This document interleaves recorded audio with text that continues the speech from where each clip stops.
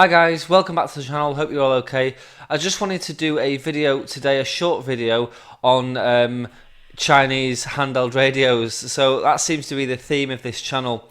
And at the moment we're sort of looking at some of the latest radios coming out of China, the latest DMR handheld radios from Retivis, from Radiodity. We're looking at network radios, which I know technically isn't amateur radio, but we're looking at some really modern devices.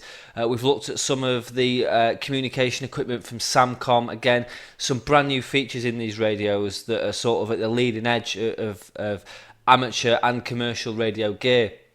But if we think back to around 2005, there were sort of two main radios that were sort of starting to appear on the market in the UK. Those were the Puxing 777 and the Yingtong 208 and 308. And I've got a Yingtong 208 or a 308, I forget now. We'll have a look at that in a minute in front of me here. And these really were the predecessor to the Baofeng style radios.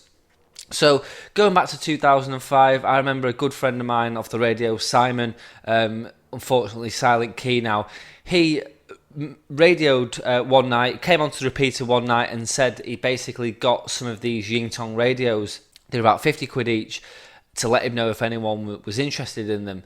And at the time I was probably 15, 16, so didn't have a great deal of money and thought, wow, you know, a handheld radio. All I had at the time was an ICOM 207 mobile radio, which I was using in the shack, which I got off another friend of mine. And I thought, wow, you know, a radio, a dual band. No, they came in either band, so UHF or VHF. But you know, a radio there for amateur use, handheld. I thought brilliant. I didn't have enough money to buy one. And time sort of came and went, and of course I ended up taking a break from the hobby. And when I came back to the hobby in 2013, Baofeng flooded the market. So as I say, these Puxing and Yingtong radios were really starting to become popular with clubs, with other amateur radio operators, old and new, because they were really, really cheap, like £50 at the time for an amateur radio transceiver was great. And of course people were using these on PMR as well, which was you know, interesting. Illegal at the time and still is now, but quite interesting that some people were actually using them to experiment on PMR, which, you know, at the time was probably quite fun because there wasn't a lot of people using PMR 446 anyway. Now, sort of, if you hear someone chatting socially on PMR, it's sort of the norm now. There's quite a lot around here that do it. So yeah, so these radios were becoming quite popular. They were quite basic, but they did perform reasonably well. And then it wasn't until things like the Baofeng V100 and Baofeng V200, which are similar to the UV3R that you see here, started to come onto the scene. And of course, sort of parallel to that was the Baofeng H777, which was the early version of the BF888S that you see here. And then, of course, that led into the UV3R, which, of course, led into the Baofeng BF888. Then the standard UV5R came out.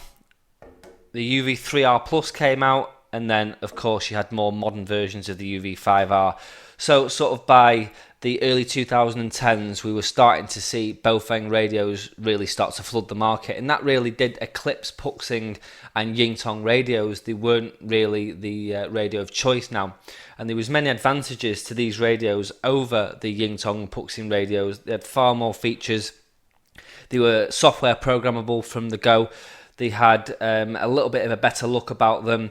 They were cheaper as well, so the Baofeng UV3R when it came out was around £30 rather than paying sort of £50-60 for a Puxing or a Yingtong. And then of course now the UV5R, you can get them for £18, whereas if you actually look online, the Puxing and Yingtong radios, well, they don't actually make the 208 and 308 anymore. You still can get new old stock, but the Puxing 777 are still quite expensive, still around £50 or £60. You can get a pair for just under £100.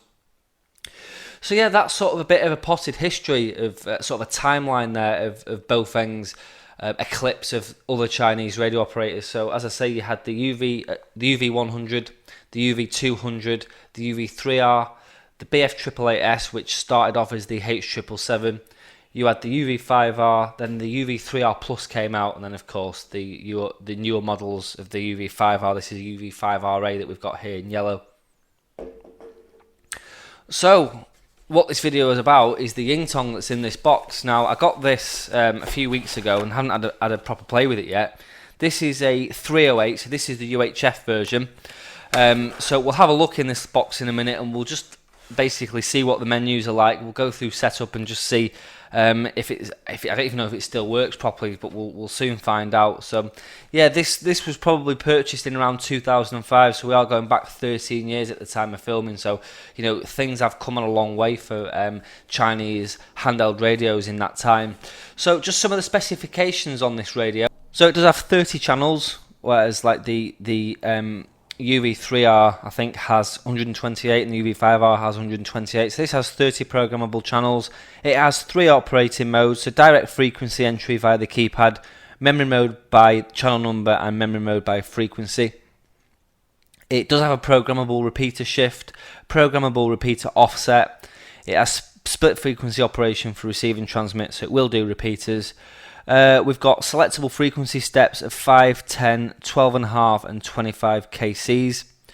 CTCSS operation with one of 38 codes on transmit and receive, so it will do repeaters. It has an inbuilt battery saver when the radio is muted, and an external earphone and microphone operation, so no programming via a software cable. The frequency range on this radio, so I've got the JT308, which is 400 to 470 MHz, and the JT208 is 136 to 174 MHz. It's got a 7.2 volt nickel metal hydride battery, and as you'll see when we actually look at the radio, it is quite a rugged, chunky little design on this thing. I was quite impressed, really, considering the age of this thing. I thought they would be a little bit cheaper, because obviously the cost to sell was sort of probably different back then. It was probably more expensive to make this then than it is to make a UV5R now. So there's definitely a level of quality gone into this thing. So what we'll do is we'll have a look in the box. On the top we have got a little menu cheat sheet here, but I did print off a guide from the internet. This is the Adelaide Hills Amateur Radio Society short form manual for the Yingtong 208 and 308. So this is just 4 pages of detail now, which we'll have a proper look at in a second. We've got a charging base there with a 2-pin wall adapter, so you'll need a converter for that to convert it to 3-pin. And this was bought from UK2way.com. I'm not even sure if they still exist, but it's the charger for this. So it has a 7.2 volt 1000 milliamp hour output on this when plugged into the wall. Does feel quite solid, probably better than some of the Baofeng style charging cradles, unless it's got a weight in it or maybe a metal heatsink, I don't know. There is a grill on the back there, so this thing may get warm when it's being charged. We've got a really short stubby antenna, and the rubber does look like it's sort of about to corrode on this thing, but antenna looks in decent nick anyway. I'm sure there's no issues inside, but you can see that's really small, that UHF antenna. And then, of course, we've got the radio itself. There's a belt clip screwed on the back of this, which is metal. And yeah, I say the radio's really weighty. Battery. Just wondering how we get the battery off. Yeah, we've got the battery off now. The battery looks in decent nick as well. There's no corrosion on the pads, which is promising. Yeah, frequency 400 to 474. 470 MHz from UK2way.com, Yingtong JT308 UHF FM transmitter from Science Electron Corporation. Yeah, so this was actually signed off in September 2005, so that was when the quality control stamp was put on this, September 2005. So it's an old radio, well, oldish, 13 years old. Battery just clips on like that. So if we look at the side, we've got a PTT switch there, rubberized PTT, feels quite solid. On the front we've got a numerical keypad, and we've got A, B, C and D buttons there.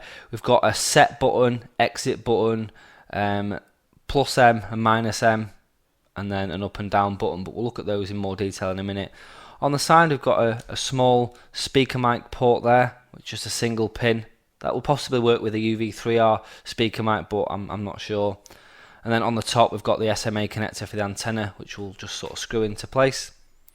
And then we've got 2 knobs on the top. The first one says Eng and Sol, I don't know what that means. I think this is basically the squelch. It's a squelch and mute, so you can actually mute the receiver and open and close the squelch on this. We've got a little LED on top there for receive and transmit, and then we've got the on and off and volume switch. So yeah, really nice. Sits into the... It doesn't slot into the base, it just balances onto the base. But what we'll do is we'll switch it on, and then we'll try and program a repeater into it and see if we can open up a repeater. Yeah, I've never actually played with one of these radios, so I'll just have to have a read through the manual. I thought I would just save this and we'd look at this together. So yeah, we'll have a look through this quick manual and we'll get something programmed in and see if we can make a contact anyway. Okay, so what we'll do is we'll try and put a repeater into this thing. So I've got the manual here. It does look pretty straightforward from what I can see. To actually program a repeater, it looks like you have to turn your offset and shift on, put your CTCSS in, and then save that as a memory channel, and then turn it all off again. So if we switch the radio on,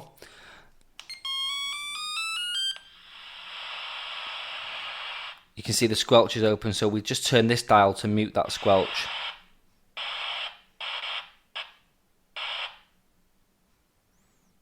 Okay, that's a bit fiddly, but we've got the squelch muted now, so we're in receive mode. So what we'll do is we need to set our shift, so the plus or minus shift, we need to set the offset amount for a repeater, and then we need to set a CTCSS tone, and then of course save that as a memory. So let's look at this manual. So to set a repeater offset, so that is the amount that we want the split in transmit and receive to be. So we push set and menu number 7. Oh, looks like there's already been one put in here. So we want a shift of 1.6. So 0.1600. Right. So we've got that now, and then we press exit. I hope that's done it. So set 7. Yeah. So we have got an offset there of 1.6 megs. Okay. So what we need to do is actually turn that on and put the negative or plus in. So if we go to set and then 6, you can see a plus has turned up the top there. So if we press it again, I wonder if that'll go to a minus. Oh yes, that's quite straightforward there. So if we set and 6, it goes off. Set and 6, it goes to a plus. And set and 6, it goes to a minus. So we actually want a plus. So yeah, so that's going up there. I don't want to transmit on there, but if we knock the PTT there, we can see that we've got a plus shift in there now. Right, so now we want the repeater's output, which is 433350 in my case. So now we're receiving on the input.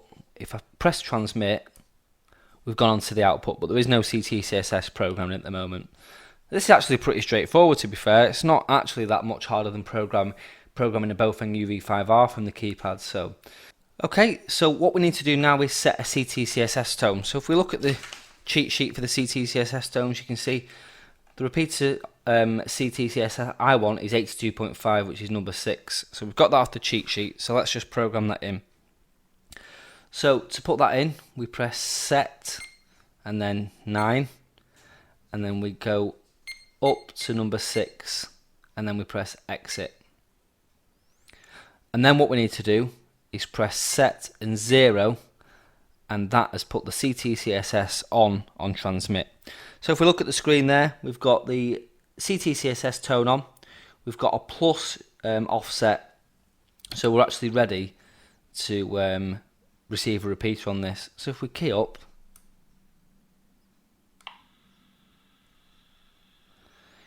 you can see we've actually opened up the repeater, which is good.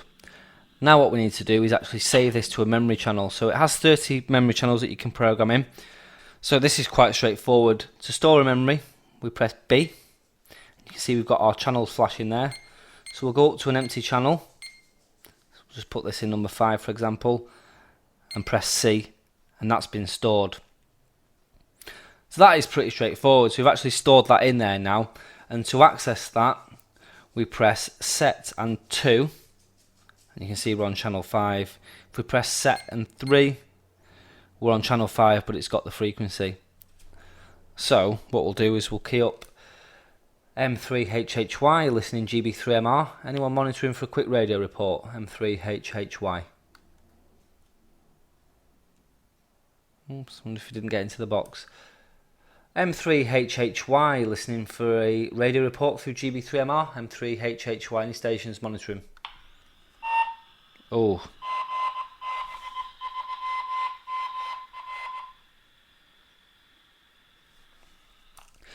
M0OGG, M3HHY, you monitoring, Chris?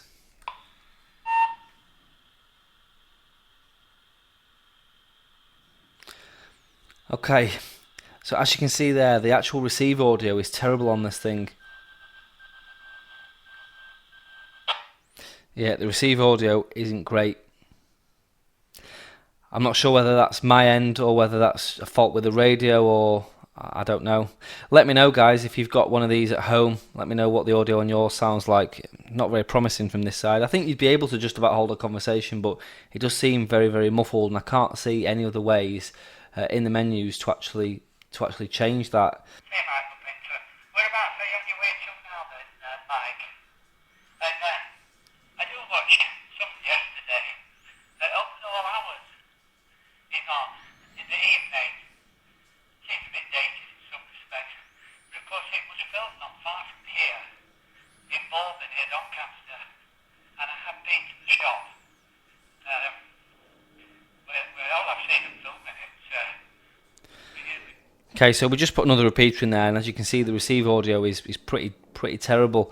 So I don't know what's causing that, guys. It could be an issue with the radio. It could just be the way the radio is. But let me know if you've got one of these. Let me know if you have any of the same issues. It doesn't sound very promising, but yeah, at least we know now we can put a frequency in, we can put a repeater in. It is pretty straightforward. It's like any other sort of radio. Once you actually get used to the program on it, it is quite simple and straightforward anyway. Okay, guys, so yeah, maybe mine's a bit of a dud. The receive isn't great on it at all, really, from what you can see there opening that repeater. I'm not sure why that would be. I don't think it's a fault with the radio. I think that's probably just a sign of the radios at that time, maybe the quality that went into them. I don't know. It could have developed a fault. Let me know if you've got one of these. Let me know what you think of it. Does it still work? Any other radios you remember that were sort of starting to come out around that time, just anything you've got, anything you want to add, drop in the box below. Let's get a bit of discussion going about these radios. But it's nice, definitely one for the collection anyway, and sits quite nicely there with the UV5Rs and stuff. So yeah, okay guys, that was just a short one on the Ying Tong style radios. Like I say, any recollections, any memories, just drop me a comment in the box below and I'll get back to you. Any other feedback, suggestions, questions, anything like that, again, just put them in the box down below and I'll speak to you very shortly. If you like this video, click the like button, give it a thumbs up, and if you haven't already subscribed, then click the subscribe button. We've surpassed 6,000 subscribers now, so the channel's just going from strength to strength, so thank you so much for subscribing. I do really appreciate it. And yeah, I'll say 7-3 for now, and we'll catch you in the next one. 7-3, cheers.